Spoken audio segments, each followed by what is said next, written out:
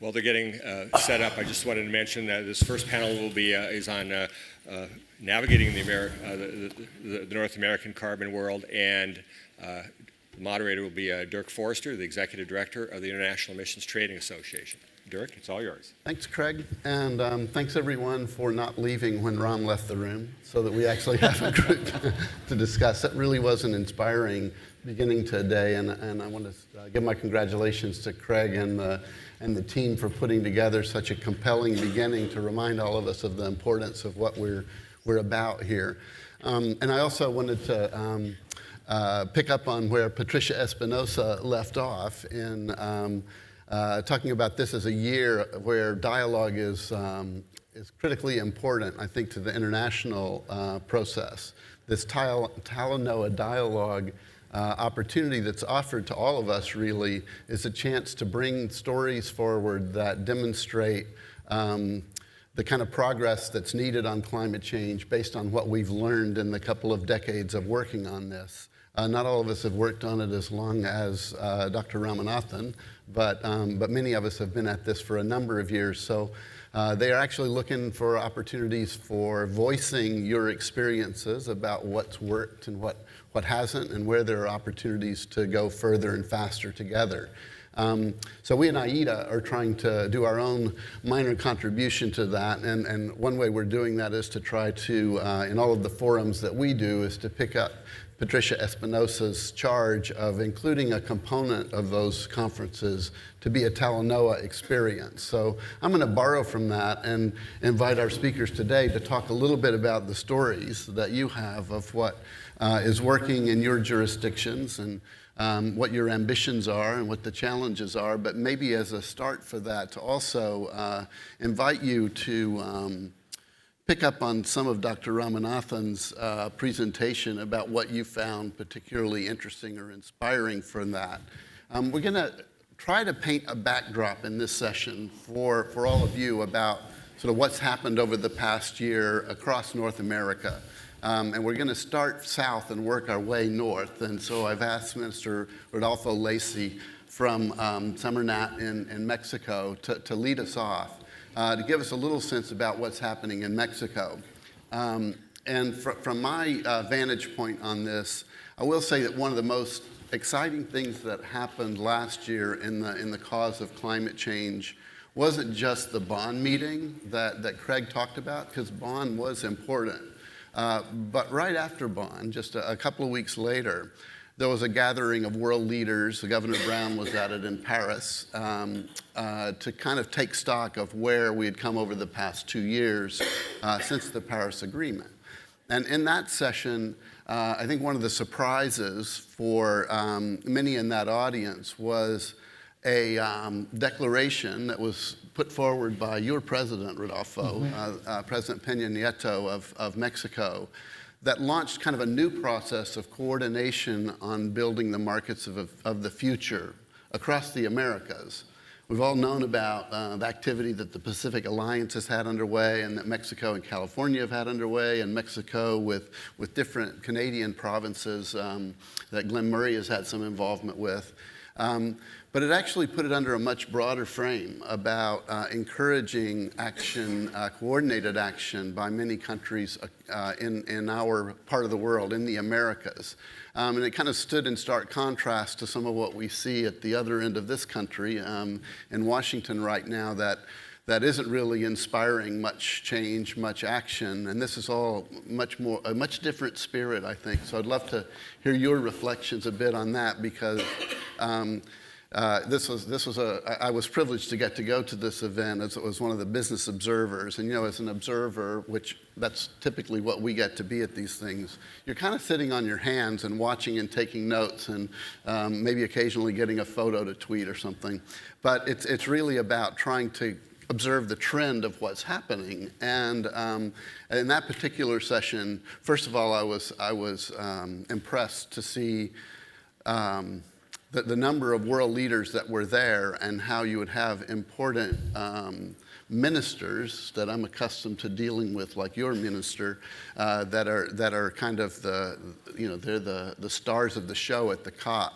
But they could just walk right by you and be a nobody. It was the heads of state that mattered at this event. But the kind of leadership that Mexico showed that day, I think, was really impressive. So I'd like to begin with Rodolfo Lacey, if I could, and just give us your reflections a bit on where Mexico is and where it wants to go. Well, we are taking very serious the Talanoa dialogue, no? Perhaps you don't know, but this is the way that the Fiji community communicates among themselves. I mean, they go to the different islands, because they have in Fiji more than 300 islands, and they talk about their experiences with the other group or the other population in the island, and they share a common vision, and they build some kind of an alliance in order to behave like a community, no, in Fiji.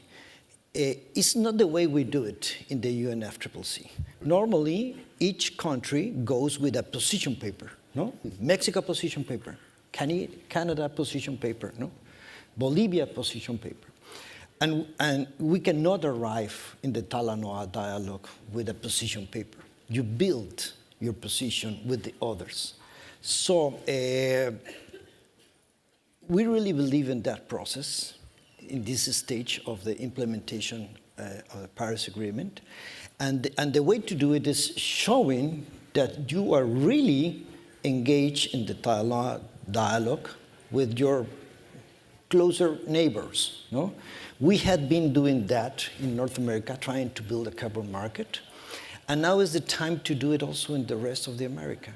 I mean, in Latin America, in the Caribbean region, if it is possible.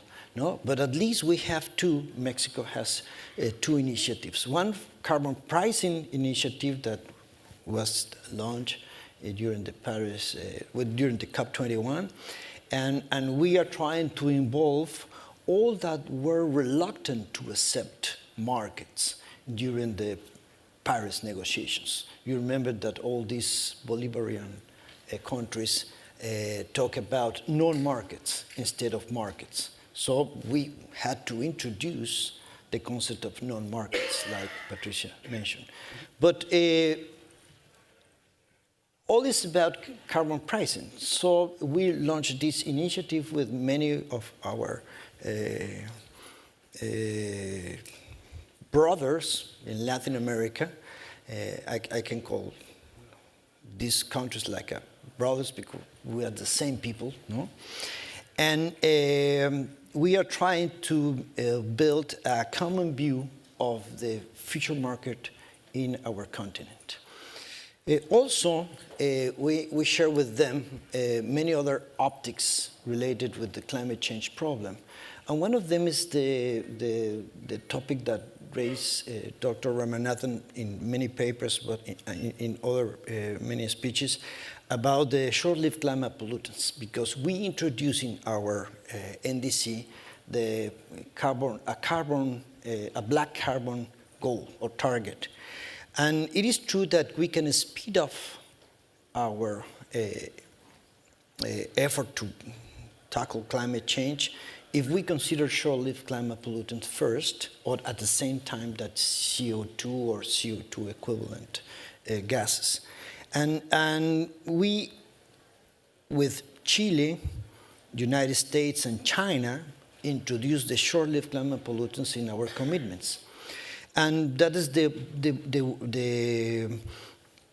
innovation that we made, and we are trying to really encourage other countries to do the same in order to be more prepared to face this problem that is affecting the planet.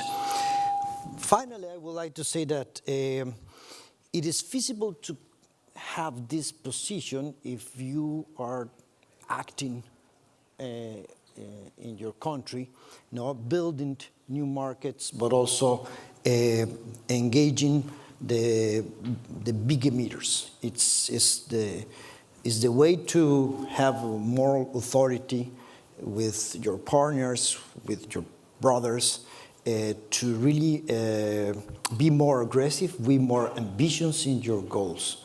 So this initiative is an initiative that we launched, with the president in the One Planet Summit in Paris, but also we did it thanks to you. I mean, to AITA and also our partners in Canada and United States, here in California especially. Thank you very much indeed. Of course. I feel like we played a very small role in trying to provide some political support from the business community in that, but it's the political leaders that were willing to step forward and put their name on the dotted line. And frankly, it was a real pleasure to see your president on that stage with his counterparts from China and Europe stepping forward and showing that there is still a force for good in this part of the world, really trying to cooperate and take things forward. I'm going to turn next to Julie Kiera from the U.S. Climate Alliance. And Julie is relatively new in this role, although she's been around the climate beat for a while, working at the U.S. State Department, working on some of these issues with the CCAC, I believe. And but her new opportunity, I guess, is really trying to, in this country, there's a long tradition that when Washington steps back, the states ramp up their activity. And we've seen that happening on the climate issue in a really big way, an impressive way. So I'd love to get an update from you on what you see happening across the states in the climate action arena. How are states trying to help fill that void, and where do you see it all going, kind of in this spirit of Talanoa? No, thanks. And I think it's sort of important to start with sort of painting the picture of what the United States looks like today. And so 69%, that is the share of Americans that believe climate change is real. There's still a lot of work that is left to be done there. And then when we look at with Americans that self-identify as Republicans or as Democrats, that gap is tremendous. It's a 30% point difference between the two parties. And so I think, unfortunately, what that has led to in the United States for many years now, not just under this administration, is that we are continuing to debate whether or not climate change is real, rather than having a debate about the most effective solutions across all of these sectors, and that has been a bit of a setback for us. You've seen over the last year, of course, a tremendous setback in terms of federal leadership, everything from rescinding the Climate Action Plan and the National Methane Strategy to major blows to the Clean Power Plan, to the SNAP rules on high GWP HFCs, the tariffs on new solar panels that are being imported, and then last week, of course, the attack on vehicle fuel efficiency and GHG standards. On June 1st, of course, last year, there was also the announcement to withdraw the United States from the Paris Agreement that really moved towards isolating the United States amongst the global community in terms of how we perceive climate change as a real threat and sort of the urgency and ambition for us to take action. I remain optimistic, though, despite all of that, because I think what you have seen is exactly what you're saying, where there has been this just tremendous expansion of subnational leadership to fill in the void that has been left at the federal level. And so, this is happening across cities, states, businesses, the faith community, universities. And so, for our part, the U.S. Climate Alliance, it was formed in June, on June 1st, in response to the administration's sort of intent to withdraw from the Paris Agreement. And that was launched by Governors Inslee, Cuomo, and Brown of California. And since then, that alliance over the last 9 months has grown from 3 Democratic governors to a truly bipartisan coalition of 17 governors from Republican and Democratic states who are fully committed towards taking action on climate change, to implement their own climate priorities, to working together to meet and, if possible, exceed their share of the U.S. contribution to the Paris Agreement and to uphold some of those commitments. Together, this group represents 40% of the U.S. population and a $9 trillion economy, and so in economic terms, It is larger than every other nation in the world except for the United States and China, so they certainly are a force to be reckoned with. And although these states were really convened as a response to the withdrawal from the Paris Agreement, or the intent to withdraw, I think that they have shown a long history of progress and leadership on climate change. And so, for example, in the power sector, all of the alliance states have either renewable portfolio standards, or they have statewide clean energy goals.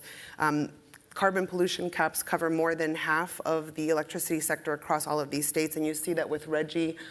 We have now Virginia and New Jersey who are in negotiations to join or rejoin the market-based program. And you've also got, of course, with California's cap-and-trade system, that both, California with Quebec have now officially linked their system to Ontario, and so there's going to be an expansion there. In the transportation sector, you also see that 70% of the economy's zero or low emission vehicles are present in alliance states.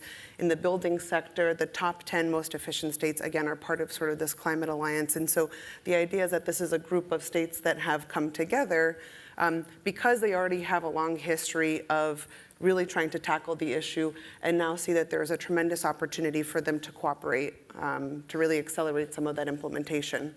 I think just a few final points that I would make is, again, governors aren't the only ones that have stepped in, and so you saw, especially in the week after the Paris announcement, that cities, tribes, again, the faith community, universities, and businesses all stepped in as part of this coalition that's called We're Still In, and that is 2,500 leaders across the United States that cover about 127 million Americans, and so they also are upholding the Paris Agreement.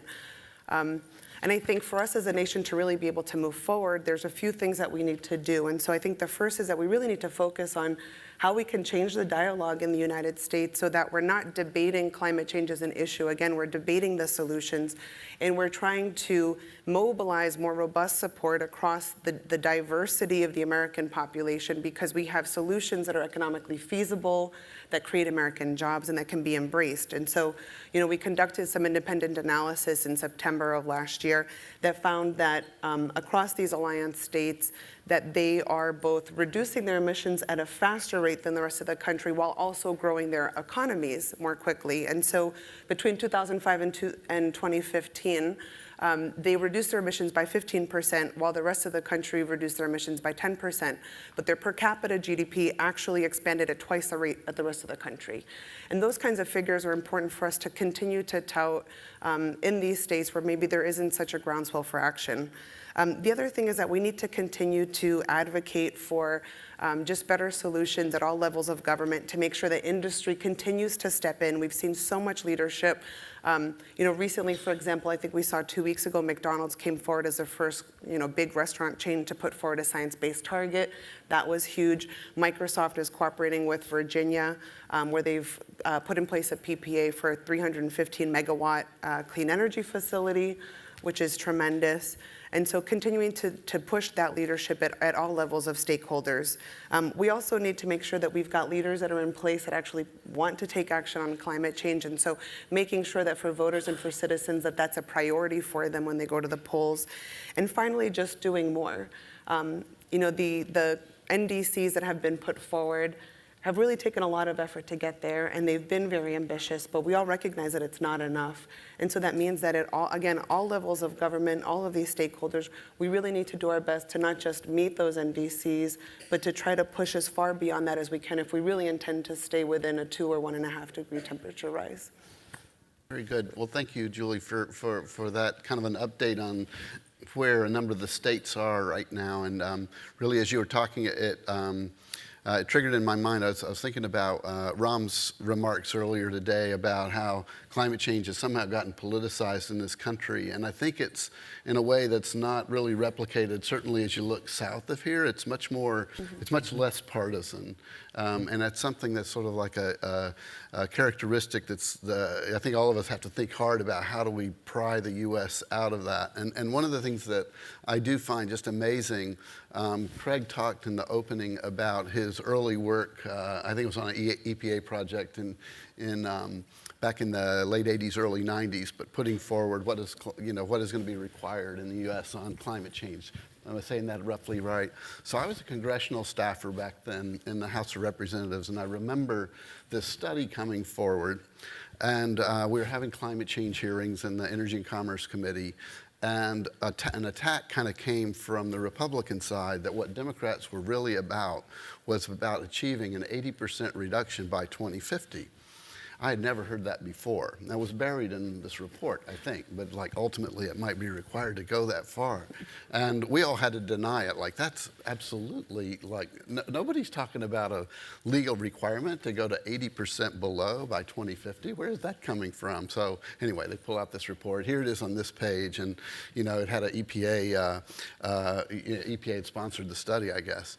So this year, and you all pay attention to this over the course of the year. I'm not sure all of what's driving it, but you're starting to see major utilities across this country step forward. The ones who said this couldn't be done, companies like AEP and Duke and Detroit Edison, setting their own targets, voluntary targets for 2050 that are in that range of 80%. It's stunning to me, and I think we'll be seeing more of it, in part because I think the investment community is requiring it, and these states, the activity at the state level is requiring companies to step up. What's PG&E's? It's got to be in that range, right? Just a guess. About 80%. So that's impossible. You can't do it. I'm kidding. It's really amazing to see this level of sort of ambition coming out of that sector. So it's not just the U.S. that's been dysfunctional, though, because before the U.S. was dysfunctional, Glenn Murray, Canada had a period when it was pretty dysfunctional. So, you know, I'd like to share the opportunity here for you to talk a bit about what you see happening across Canada and the progress over the last year. And for those that, you can look up his bio on your app, but Glenn Murray is now the CEO, Executive Director of the Pembina Institute, highly respected environmental NGO across Canada. And prior to that was the Minister for Environment for, which I know I botched the title, but of the province of Ontario, and has been a true leader at the provincial level in Canada. So bring us up to speed on what's happened across Canada, and also, just if you don't mind, so I was sitting next to Glenn in the opening, and you know, whenever a scientist starts popping up the map, I don't know about you, but you kind of look for your state, and California was not looking that good. I was trying to see if that sweet spot in the U.S. like went far enough down to catch Tennessee, where I was originally from. Didn't quite, well, Nashville looked okay, but I just am curious, how did you feel about what you saw in Ontario there? Warm and fuzzy, like you guys? No, you know, it's interesting because Ram's presentation I thought was brilliant. Yeah. And I thought the sobering moment was what we've heard a lot, is that we have 10 years to scale up and implement, which means that we should be out of the starting blocks right now, and we're still debating what kind of race we're going to have. So I think that was sobering. But I look at Ontario, and if you look at Canada, I think being a quiet neighbor to the north, you know, after can take claim to inventing dysfunction on climate change. Everyone forgets that we were the only country that pulled out of Kyoto on December 8th, 2011 with Prime Minister Harper, and we had a full-on culture war going on in our country, which gave to the rise of four major provinces, Quebec, Ontario, Alberta, and British Columbia, and 85% of the economy of Canada having a significant carbon price on it, while we had a national government that was massively disengaging, with a guy who was often accused of having a very mild and invisible personality. So the style is different. We were incredibly polite about it, but it was no less controversial domestically, but it did give rise. And I think we have to recognize, and you're seeing it in Canada, that there is going to be a perpetual win-loss, forward, backward, advancements, you know, and counters from different forces, and we have to figure out how to work together. And at the end, I just want to talk about where my greatest concerns are around that. What's going on in Canada right now is the Pan-Canadian framework says if provinces don't have a price, like a cap-and-trade system or a tax, the federal government will impose one on them, and that will start about $20, $30, and then it will jump to $50 very quickly. So there is no chance, really, because of the complexity of the way municipal, regional, provincial, territorial, and national governments year's work that you could ever realistically get anything lined up where you would see a retreat from carbon pricing in Canada. I think you'd actually see an acceleration of it. My decision to leave politics several months ago was really because I believe that governments in Canada right now, certainly on the legislative, setting up the cap and trade system. Ontario is the first jurisdiction to set up what will probably be even more important to climate change, which was Bill 151, which was the Circular Economy Zero Waste Bill, because we view half of this as fuel switching, half of this as materials. If you can make aluminum out of recovered materials, which you can now in Quebec and Ontario, working together on that, you're using 15–20% of the energy and you're not mining bauxite. That's probably one of the biggest greenhouse gas emission reductions. So a lot of the stuff is going in, moving the Canadian economy from one required on the extraction of virgin resources to one that uses stuff that's in our landfills and that's a bigger piece of it, and I think it needs to be part of the conversation at forums like this in the future. BC just elected a minority, new Democratic, Social Democratic government about a year ago with an interesting 3-member Green Party holding the balance of power.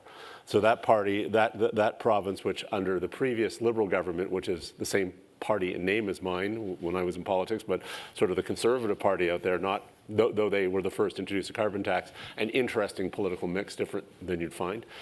They're very aggressively going forward on expanding programs. We at Pembina are actually leading their entire housing, zero passive home and zero. So we do a lot. We're a research-intensive institute of engineers, economists, and planners. So we're not really an ENGO. We're more of a research institute, and we actually deliver and develop government programs across Canada for government. We often provide the center of expertise for governments that don't have that professional expertise. So in BC, we're doing the housing, and you're seeing an explosion there. Alberta, very, very tense. The Canadian Association of Petroleum Producers has full out attacked the agreements that were in place in Alberta, not directly, but simply attacking what the results of carbon pricing and the cap.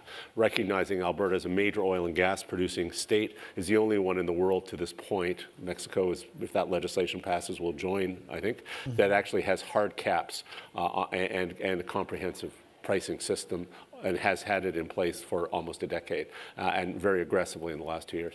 The rest of the prairie provinces, Manitoba's introduced a price recently about $25. Ontario has an election coming up, which there's a history of the opposition party. Before there was Donald Trump, there was a Rob Ford in Toronto. You might have seen him on Jimmy Kimmel Live. He's sort of a national treasure. Cocaine and crack and all kinds, really made drugs, totally destroyed Canadians, dutiful Dudley Do-Right, the Mountie, and the Ernest Beaver image of polite Canadians, completely humiliated Torontonians who couldn't imagine that we don't even like to fart in public. So that was a major moment of it. So his brother is now the leader of the Conservative Party with a commitment to get rid of cap and trade. The dynamics of that mean that it would be immediately a huge jump in the carbon price, because right now the market's doing very well in Ontario, has sold out every single session. The joint market was a huge success. All major industries heavily buy into it, all 9 large emitting industry associations. So there would be a battle royale, and I think in that case it's very important that industry steps up and that our partners in Quebec and California continue to be vigilant. We have to help each other. I spent the better part of a week in Oregon meeting, I think, with 2/3 of Oregon Senate, just going through, helping Governor Kate Brown put together her coalition there. And I think, one of the things I've learned, having people come to Ontario and help is huge. Rodolfo was up when we did our climate summit of the Americas during the Pan American Games, and was a huge leg up. Governor Brown came up, who was amazing, and Al Gore. That kind of thing moves Canadian public opinion, and being a good friend and being present is one of the most powerful things we can do for each other. Quebec, all parties support the cap and trade system. Not much happening there that is, I think, volatile, just reinforce good old stable Quebec, which is unusual for Quebec, who wanted to separate from the country. People are going through massive inversions in their political personalities recently. And then Atlantic Canada is slowly putting in the cap and trade system in Nova Scotia, debates about linking, but things are very healthy. I do want to say, if I can just close by making one observation, because I think that the issue is we shouldn't think of this as a Canadian, Mexico, and US thing. We should actually think about us as one integrated family with one integrated economy. I have one concerned trend that might surprise you, what I call MOU-itis. If I'm asked to sign one more MOU committing to climate action, I'm going to scream, cry, jump up and down, and go to a paper shredder.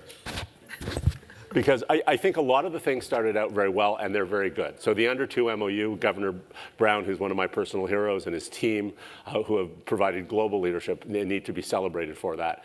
When the climate group's original MOU group, which I was part of, and there were 11 of us here signing it, it was very meaningful. You had to actually be doing something, and you had to be actually prepared not to just worry about your own jurisdiction, but be extraordinarily activist internationally. And this is the Under 2 MOU. Yeah, which is now the Under 2 Coalition, which I think I'm hugely supportive, so don't misunderstand me. But I think there's a risk.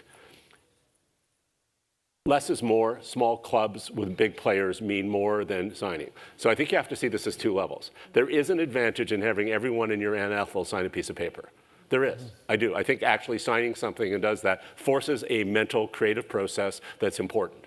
And there is a reason for doing only that, and there will be people who will only do that. But I think the most consequential thing in North America, and I think you could probably say the same about South America, is the relationship between Mexico, California, Ontario, and Quebec, and maybe a couple of others, like I think Oregon having a small state in there. If Governor Cuomo could start to move to add to their energy, transportation, or industry, getting one big New England state, a big New England state that has a consequential economy, maybe a Midwest state like probably Minnesota would be a candidate, and maybe Hawaii if they want to.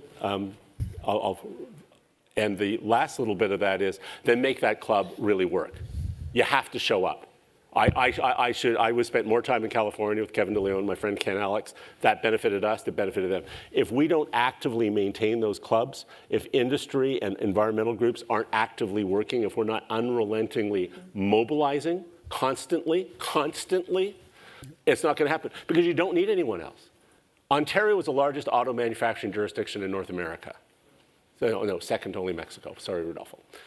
California is the biggest single purchaser of vehicles. Governor Brown and Governor Wynne could basically trump Donald Trump, and both are right now. Canada isn't likely going to walk away from the same standards that California has. And if the two .CAs get together and say that's the standard, it doesn't matter what Donald Trump or anyone else does. Canada and California working together are more than sufficient to avoid the retrenchment. And that's true with carbon pricing. It's true with green supply chains. So we only need half a dozen jurisdictions, and probably with California, maybe only 2 or 3. And we should never, ever give that the primary focus is the active relationship and partnership and standing behind each other and not backing off, because as long as we're advancing, that's a big enough economy to set the standards for the entire that. And so Mexico, California, Quebec and Ontario, and a few others could probably carry the day regardless of what happens in Washington. Very good. Thanks, Glenn. And you gave us I think a good segue into where I'd like to take the discussion now, which is really a lot of this is, last year was this sort of euphoric year of efforts to get laws in place, like the laws here in California to extend the program, which many of us worked very hard on. The same thing was happening in Europe. China was working on its efforts. I know, Rodolfo, you guys had your legislation moving through. And now we're sort of in that difficult era of actually implementing it, right? And it really does come down to that and the follow through on implementing well. And I think there are lots of things we can learn from each other. It's one of the nice things about these jurisdictions. I know, Julie, you wanted a comment though, so I'll let you jump in, and then I'm going to come back and ask Glenn a question. Sure.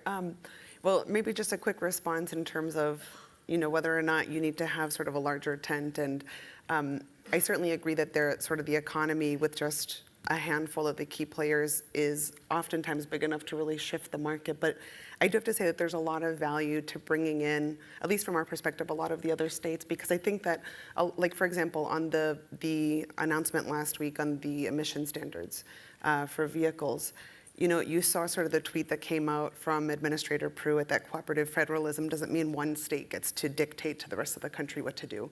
And so moving towards a model where what you're seeing is that the vehicle standards, for example, are not only supported by California. There's 13 or 14 other jurisdictions that represent 113 million Americans that also have chosen to follow that rather than the previously weaker federal standards, right?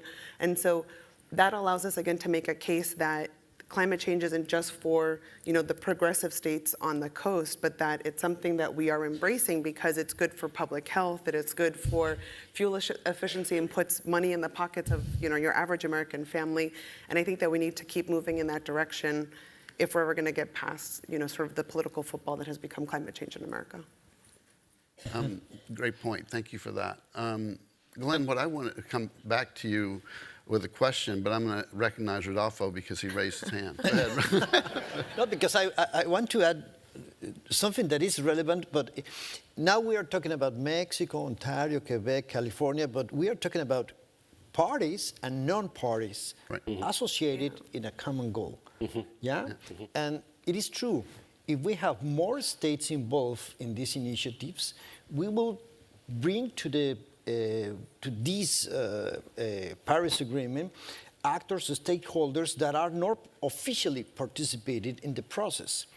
We will have this window this year to write the rule book of the Paris Agreement.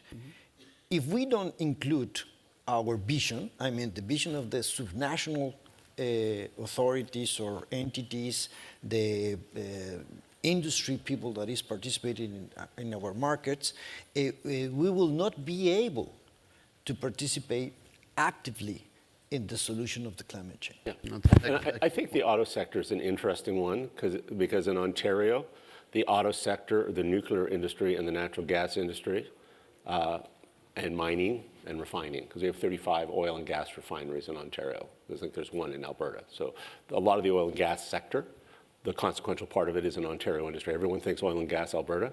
All the big refineries are, except for one, small one, is in Ontario. So it's that. But I want to rush to agree with you on one level, and I don't think you're disagreeing with me on the other. From a communications perspective, absolutely. If you could get Iowa to come up and say it's a good thing, that's politically important. And that's why I'm saying I totally support what's happening, and I support globally what Governor Brown is doing, and I support what you're suggesting. I think that from a communication strategy perspective and for the good politics is important. But in the end, does Iowa or Nebraska or Rhode Island having a position on this, is it consequential to the outcome? In the longer term, yes, it gives that. But if Catherine McKenna and Prime Minister Trudeau collapse under political pressure from a very aggressive lobbying from some sectors of the auto sector in Canada, and they do agree with Donald Trump, then you really do isolate California. The only jurisdiction right now, and Mexico could probably play a role in this, that can prevent California from being isolated, that's consequential, that California can say, well, Canada's sticking with it, and they're big enough, and we're big enough. We both understand it. Ontario is the largest auto manufacturing jurisdiction amongst all the states and provinces of Canada, United States. If Ontario is supporting it, and they make all of these internal combustion engines, and it's not just the US, because Honda and Toyota have huge operations. The global center for Honda Civic production is in Ontario. Then that's enough to keep the standard in place effectively across North America. Do you know what I mean? And we have to differentiate between the real politic of the now, like Governor Brown cannot be isolated and Premier Wynne and Prime Minister Trudeau can't be, and the environmental movement hasn't been yet activist enough in Canada to support those politicians. Everybody likes it when we do it. It's like the coffee table book, and then they put it on their car. They forget how much work it went, and we don't protect the gains we have. So I think that's it. Large shift of a lot of auto production in Mexico now. Mexico could probably get great social license by starting to move to higher environmental standards, because the critics of free trade, and I'm a big proponent of free trade, is that, well, Mexico would have lower standards, which often isn't the case. No, but we will have the same. We will harmonize our standards for light-duty vehicles in 2025. And that's an agreement. And my point is, in the real politics of Mexico, Canada, United States, when Mexico does that, that creates incredible social license, not just for Mexico, but for the rest of us to say, can't back off these standards. Mexico's going there in 2025. So there's two levels that we can't confuse. And in that second level, the real politic now level, business becomes important, which is why AIDA and the work that Craig and Dirk and Katie and all of you are doing is so important, because you mobilize that. We cannot lose that in the short term. What's going to keep this moving forward is this business, not-for-profit, strategic family of a small number of key governments working together and not backing off and creating the social license while we do what you're suggesting, which I think is the communications umbrella strategy of the bigger family and growing family and the cacophony of voices that need. So Glenn, sticking with this theme of cooperation, one thing I want to get you to comment on. Rodolfo kind of touched on the opportunities for Article 6 this year and the work we're doing on getting good rules in place. But you actually are one individual in the room, and I know probably your California counterparts are here, but actually worked through one of these cross-border linkages. Yeah. And I'd just love to get a sense of lessons learned in trying to do that. And then Rodolfo, I know you're working on that as well from the Mexican vantage point, so I'd love to get your comment.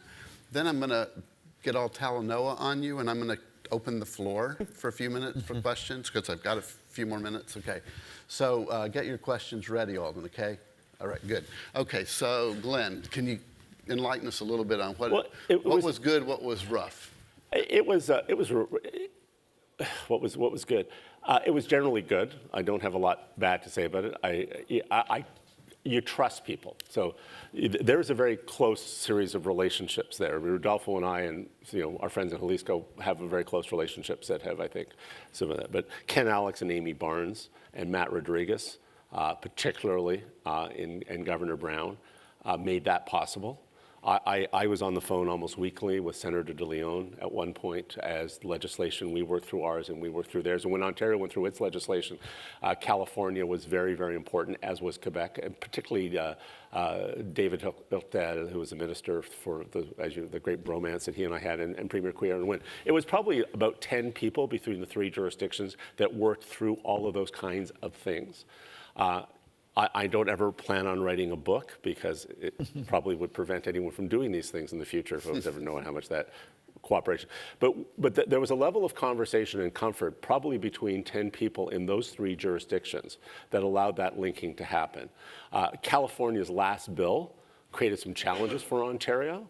But when I talk about the importance of that relationship, the fact that we could figure out, and WCI is effective in that way, that we could manage difference within the WCI family was really, really important. But it was a handful of people who worked very, very hard to, in a 24-hour period, solve and turn around problems. And one of the things that I'm concerned about now that I'm not there and David's not there is that and why in the environmental research and community is that those relationships are very important. If the Ontario, Quebec, and ministers and the secretary in California and Mexico and aren't continuing, and Rodolfo very present, if you don't have those people constantly getting on planes or trains and going back and forth and talking to each other and working as a very tight carbon club, that is a lot of work.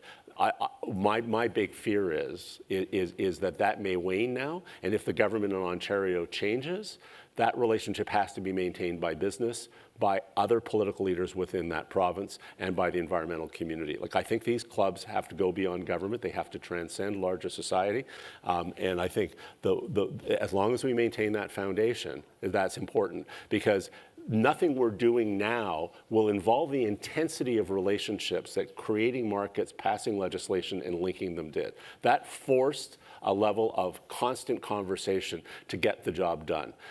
And while there isn't an intensely obvious technical series of problems to solve, there is a tendency sometimes not to maintain those close relationships, especially as Ontario goes to election on June 7th, Quebec shortly after the fall, California this fall, and you guys this fall, and the federal government next year, and the Alberta government. So you have a lot of critical elections coming up, which I think is that those of us who are still involved and have relationships have to build those relationships in case our governments change, because at least the personalities are going to change. And I think, that might be a focus for Carbon World next year, because when we get together next year, those elections will all be over. And this has been, Craig, you've done such a great job here. This might be the call out to make the next conference here, the re-networking, the reweaving of the fabric back together post-elections. That might be a theme for next year. Make a note of that. He's on it. Okay. Maybe we can do it in Hawaii, I don't know. Rodolfo, do you have a comment on that sort of like having, I know you've been working at this for a while, but looking at sort of system design that has this connectability. Did you look at the Ontario experience with California, and like what have you drawn from that? Well, we are working right now with the University of Stanford in order to really have partners that go deeply in this relationship, no, with the industry, with other entities, in order to be able to have the same relationship, the same communications, the same goals in the next administration. Because yes, we're going to have a very complicated election next summer, July, yeah. And the carbon market is a very important part of this carbon pricing policy we have. We have the carbon tax and the carbon market. Perhaps this month the Congress will approve the legislation about a mandatory emission trading system. So it is quite relevant for us to really keep the momentum, increase the critical mass for these actions, for the implementation of our NDC, but also it is relevant to do it regionally. For us, we cannot solve the climate change problem alone. We need partners like United States, Canada, and we need to show that we are a region that are increasing our ambition in this Paris Agreement with other regions, with Europe, with Latin America, with Asia. So the alliance in North America is really important in the rest of the world. We have to keep this in mind, no? Because if they, European, Africans, Asia,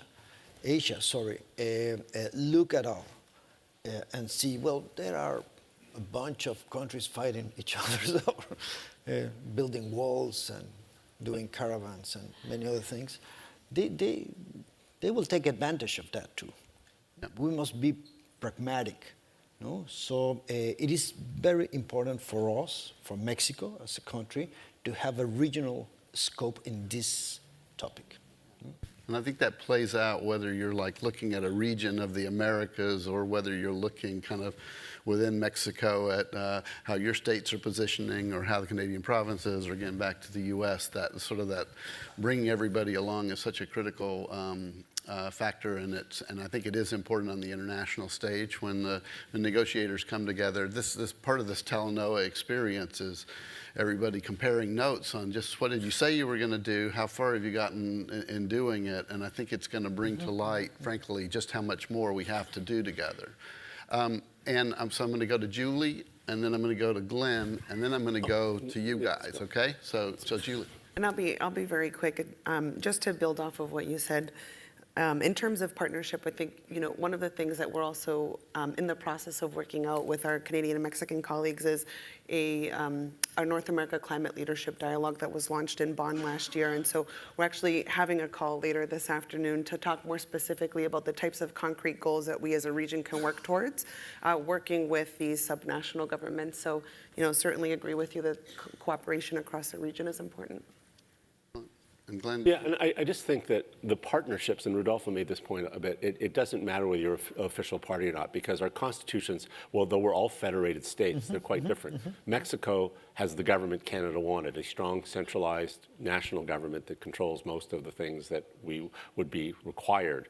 Canada's the opposite. 90% of the constitutional authority for acting climate change is why the provinces in Canada are so visibly internationally, and when the government disengaged, the provinces decide. We're the only country in the world where energy and energy regulation royalties and revenues are subnational. They go to that. And the U.S. is something in between. The states are sort of a hybridized kind of thing. But I think the other place is not just business. Labor is often underutilized in this, and they're getting more active. And the stuff that Mayor Bloomberg is doing, and many of the mayors are, I think that one of the things that we should start doing is looking at the third order of government, which are municipalities, and there's a lot of conversations going on that. It's been interesting. I think that's been more global and national, and maybe one of the other pathways forward in the future is to start to bring more mayors into these conversations, because for the same reason I think that you are, you expand the family, but municipalities, especially large ones, can do an amazing amount of action on climate change, regardless of what their state house is doing or what their national governments are doing. So, I mean, I think that if you get all the, I mean, just doing a summit of the mayors of those major jurisdictions that are the most activist, and especially with Mexico, I know your mayors are very active down there, and I think there's some opportunities. We did it on trade corridors. The Mid-Continental Trade Corridor was a mayor-led initiative I was part of when I was mayor of Winnipeg. Those were incredibly successful. He's a former mayor. Did you get that? So, okay. Okay, so let's open it up, and I think we've got roving mics. Am I right?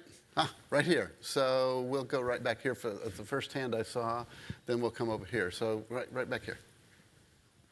And please introduce yourself and asking your question, Andre.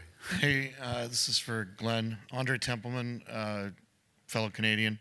So Ford seems to be sort of a shoot from the hip sort of guy. If he wins in 2 months and announces, hey, we're getting out of 19 before the end of the compliance period, it's not clear to me and probably a lot of people in the room what the hell that means. What would you recommend to people in the room if we get some sort of weird announcement like that? Well, I'm hoping that Canadian businesses will be as activist in this debate in Canada as California businesses were when the California legislation was under. I think you've seen an example, I think, and this was interesting because the Chamber of Commerce was actually litigating against the California government on that, but it was interesting to see some of those same people. So I think that I want to tell you, don't just look to government. We did ours. We spent our political capital and got it done. You've got a reasonably good market in Ontario that's worked very well. Everyone's sold out, and linkages. Probably, I would say, we've now created in North America one of the most successful markets in the world. That has to be defended. And because the arguments from Mr. Ford are going to be economic, you guys trounce them. You know, you get a Paul Pullman out, you get a Steve Carlisle from General Motors standing up and saying this is a good thing, we want it. You know, the first electric gold mine in the world is being built in Ontario. Nova Corporation, which is a Saudi-ordered, former Alberta-owned company, is putting $750 million into the Corunna facility to start decarbonizing it. And we're seeing the renewal of our old, aging industrial infrastructure in Ontario, because you can't go in and decarbonize a refinery without doing a lot of things. And it's actually, we're not losing our refineries. We're not losing our steel mills. They're moving to recovered. Unlike Britain, we're not going to deindustrialize in Ontario, and we're creating a successful model. We're 75% of Canada's heavy industry, and we are decarbonizing without deindustrializing. And I think that's one of the important contributions Ontario makes. I was the minister who put that together. I had some of the best lawyers. I worked very hard to make it almost impossible for someone to undo that cap and trade system or pay a very difficult price to do it. They can't really do much from 2020, but I don't think you should rely on that. I would also suggest that I'm not out of politics, so I can speak more freely. I get my phone calls returned much more quickly now that I don't have the edit function on anymore of being a minister. People don't know what I might actually say. And it's interesting to me because I'll just sum up by saying this. I mean, don't count politics out. It's full of surprises. In the last 4 Conservative leaders, the first one ran on nice John Tory, the lovely man, Canadian, so he's a lovely guy, Mayor of Toronto now, talked about religious schools. That was the end of him. Tim Hudak, the next Conservative leader, announced he was going to lay off 100,000 public servants in the middle of that. Almost everyone was related to someone. That lost him the election. I can't even describe what happened with Patrick Brown, but you can explain it to your neighbors in polite company. And the latest one is the brother of the world-famous former mayor of Toronto, who was sort of the strong man for his brother. I can't imagine that he's not maybe going to say something that will implode him in that. So I wouldn't count anyone out, and I think anyone who's betting on the Ontario election right now, I got a bridge to sell you. So I mean, I think it's, but I cannot overstate the importance of those 9 industry associations we worked with to create the system, the rules and protections that are there for leakage. It's a good system. If we can't defend that in Ontario, and I mean we, the collectivity of people, then we're letting the world down because people are watching, and we need to secure it. This is going to be one of the first, and there'll be many in the future where there's a potential of reversal of fortunes politically, and it's really going to, we'll find out how many business leaders are up to their rhetoric when this wasn't on the table. You know, it'll be interesting to see. Let's bring a mic here, and then we'll come over here. Hi, Alden Meyer, Union You're of on Concerned issue. Scientists. Thanks for this very interesting discussion. I want to follow up maybe on Julie's point about North American climate leadership. And of course, under President Obama, we had the Three Amigos North American deal with the methane commitments, the clean power commitments, et cetera. I don't see Mr. Trump buying into that, but I'm wondering if there's a way for Prime Minister Trudeau, whoever's elected president of Mexico in July, and the subnational U.S. climate leaders to get together and project both some policy framework and initiatives on that level, but maybe more importantly, even a political narrative around the threat of climate change that Dr. Ramanathan clearly laid out to our prosperity and economy and development, and the benefits of climate action to economic development, to prosperity, to counter the narrative that's coming out of Mr. Trump and some of his allies in the Congress about this being a threat to prosperity. Is there some initiative there that could be launched over the next year? And then the second question would just be on the need for national leadership. Clearly, the subnationals have made a tremendous contribution, driving a lot of the change and the decarbonization. But to get to that not only 80% goal, but net zero and eventually net negative emission standard that we have to reach towards the end of the century, we're going to need the national governments back in. And that's going to come up in 2020 with the new ratchet mechanism under Paris and the need for governments to say, can they sharpen their pencils and raise their ambition? We see a paucity of national leaders since Paris, frankly, stepping up on the stage. And how do we address that with the U.S. at least through 2020 out of that picture? How do we get a coalition of other leaders together in the G7, in the G20, at the UN Secretary General Summit next September to signal that with or without Mr. Trump, they plan to go ahead and keep the original spirit of Paris alive and raise ambition? So two questions: North American, national leader, international leadership, and then the global leader deficit. Julie, you want to take a stab at that? And so I totally agree with you about having something to be able to deliver that is regional. And so as part of this North America Climate Leadership Dialogue, we're looking at a number of sectors where we could have, very concrete kind of mutual goals with Canada and Mexico that we could work towards, recognizing that there are constitutional limits in terms of how we can engage. And some of the things that we have been exploring were some of the commitments that were previously made under the North America Leaders Summit. So, there's a lot of options that are on the table right now that we're hoping that we'll refine in the next few weeks. On the so in terms of thinking about international leadership, and the 2019 summit. So kind of my personal perspective, just taking a step back, is, we're doing a little bit of brainstorming about this the other day, and everybody is really looking towards kind of 2020 or 2025 and how we can ratchet up NDCs. And, under the Obama administration, we put forward our mid-century strategies with Canada and Mexico. We released that together. And on our part, of course, that's subsided, but it'd be really interesting to explore for the 2019 summit, can we actually have some visionary thinkers that are really starting to strategize where do we as a planet need to be in 2050, and making sure that we're really connecting the dots between where we're going to be at the Global Climate Action Summit in September, where we want to be in 2020, 2025, and how we make sure that that actually gets us to where we need to be in 2050. And I think that we haven't done enough work yet in thinking about not just ratcheting up the NDCs, but really like what our long-term goals are supposed to be, to make sure that we're not locking in solutions that look really good today, but maybe won't make sense in 10 or 20 years. Rodolfo or Glenn, a comment on this? Now we have this U.S. Climate Alliance, but also we have this C40 alliance among cities and municipalities, like Glenn said, and those are the actors or the groups that will be supporting the future in our region of the climate action policies. It is true that in Mexico we will change the president, but many of the states that are involved in these coalitions will be active and will be enforcing many of the agreements and MOUs that we signed. So in my opinion, yes, we will see a lot in the future, a lot of political changes, but it remains this sense of urgency on climate change in a more broader community. And that's the positive thing that we must keep in our minds, but also in our activity. In my opinion, the next 2-3 years,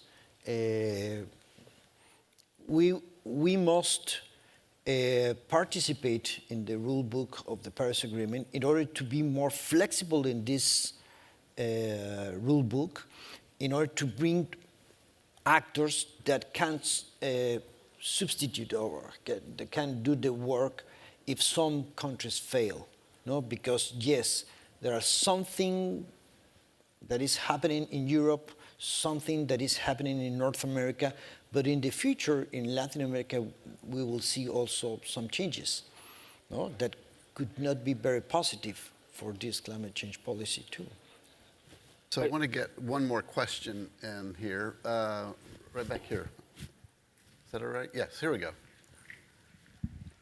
David Hyde, the New Wave Partners, investing in a low-carbon future. One quick comment. At the biggest energy conference in the world, just a month ago, we had 4 CEOs of oil companies standing up and saying their biggest concern was how do we move forward in a lower carbon world. So the times day is a-changing. A quick question. In that context, I know you've been all in deep battles, but looking forward, carbon price versus cap and trade, what's the right mix from a policy point of view in governments? No, cap and trade is part of the carbon pricing policies. In my opinion, is included. No, it's not. Right, I understand that, but I mean in terms of a general mix on a more California-style, heavier cap and trade versus the Canadian version, which has been more using, again, the cap and trade environment, but more focused on the carbon pricing at the source. As a carbon tax? Carbon tax, yes. Well, the majority of Canada's economy is under a cap and trade system. As Quebec and Ontario is about almost two-thirds of the Canadian economy. It's identical almost to California's with some, we don't have some of the restraints and additional bells and whistles. It's a more pure market system. So that's the provincial nature. The big carbon tax state is BC jurisdiction, and Alberta has a hybridized semi-cap and trade, semi-tax, is probably closer to what you're doing. They're all working. If the backstop for the federal government, because of its limited constitutional powers, it can only really impose a tax. It couldn't impose a cap and trade system. So it's got that as the backstop. The debate in Canada right now is a cap and trade system relies on a cap and cap decline rate. Ontario has one of the highest in the world at about 4.2%. Which means over 5 years, that's a 20% forced reduction, so it's pretty aggressive. That is what determines the rate. When you don't have a cap and trade system gives you reduction certainty. A tax system gives you price certainty. BC's legislature had to have a change of government to actually start raising its tax level because it was so low, it was ceasing to have the kind of effect that British Columbia needed to meet its targets. The Laurier Institute, which is a big research institute in Ontario, suggested that a price of about $170 a ton would be required for Ontario to actually meet its goals. You can imagine that will weave itself, and people look at that at the pump price. I think the challenge of selling a tax is that if you actually want to achieve Canada's relatively soft goals, that's a very, very high price at the pump. The question is the integrity of the cap and trade system. Can you protect that? And that's going to be an interesting public policy debate going forward. The last thing I would say is the debate going on in North America, this is a sideshow to a debate about free trade and a debate about immigration. And if you're working in this space, you can't have a tin ear to that. You have to be sensitive. And in the last 23 years, we've had the North American Free Trade Agreement. I'm surprised at how little literacy there is about it. The Wharton School and the Peterson Institute do a study that I think everyone should read. It said that Mexico's only gained 400,000 manufacturing jobs through the entire period of time, which is really nothing. The US has lost 5 million manufacturing jobs. They didn't go to Mexico. The biggest determinant of impacts on the US economy was trade with China and the buying of less expensive goods and substituting for domestic. And actually right now the economy is so integrated that 40% of what is imported from Mexico is actually made in the US and 25% is what's made. So if you're trying to decarbonize the North American economy, It's all totally integrated. An automobile made in Michigan and Ontario crosses the border 7 times. There is no way to put the toothpaste back in the tube. And we've got a challenge with industry, because we all live with branch plant industries, that we in the trading world who claim expertise in trades and markets should be defending those markets. They're under attack from the left. We should be dismantling capitalism in markets in Canada, Naomi Klein's famous book. And they're under attack on the right, which is unbelievable to me, that the political parties like the Republicans and the Conservatives, who have always been the advocates of free trade, and they've been right. Our North American economy has grown in everyone's benefit because of NAFTA. There really hasn't been any losers. And the risk is, if we didn't have it, those jobs would be offshored, not to Mexico, they'd be offshored out of North America. And one of the things, if you want to, because this is cap and trade is an economic policy. It's actually in Ontario about creating new jobs and attracting capital. So we have to be, one of the things we have to be more sophisticated is our own trade policies and the reasons that we're successful. We've all done very, very well. And Canada was the most protectionist anti-NAFTA piece. We lost all kinds of industries when the economy restructured, but everyone came out ahead. And one of the, if I feel left down as a politician who's pro-free trade and understands the linkages to markets and to cap and trade, that we need more literacy and more business. And I think the Wharton School and the Peterson Institute did us a major benefit. And I think we have to understand that what's really behind a lot of this protectionism and attacks on cap and trade has very little to do with climate change and has everything to do with trade issues. And we can broaden our conversation there, I think. But we are applying both. I mean, we have a universal carbon tax and also the cap and trade for high emitters. So progressively, we will reduce our cap and we will increase the tax. So a decarbonized economy is part of our future. Great. I was just going to say, I think when you look across the Americas, it's interesting right now that at least my perspective is that it's not those stark differences as much as probably we talked about 20 years ago in more academic settings about which is better, because you're seeing a lot of places that are looking at doing both, or that are doing, you know, as in California, you've got floors and ceilings, and then look down a little further south in Colombia, there's a carbon tax that you can use offsets to mitigate the tax. So there are a lot more flavors than there once were, but it does kind of come back to that fundamental about making sure that you're getting the reductions, and I think that is one of the great benefits of the cap and trade model. Unfortunately, the stop sign has been up for when Glenn was talking, and so we're going to need to draw it to a close, but please join me in thanking our panelists. I think it's been a great discussion.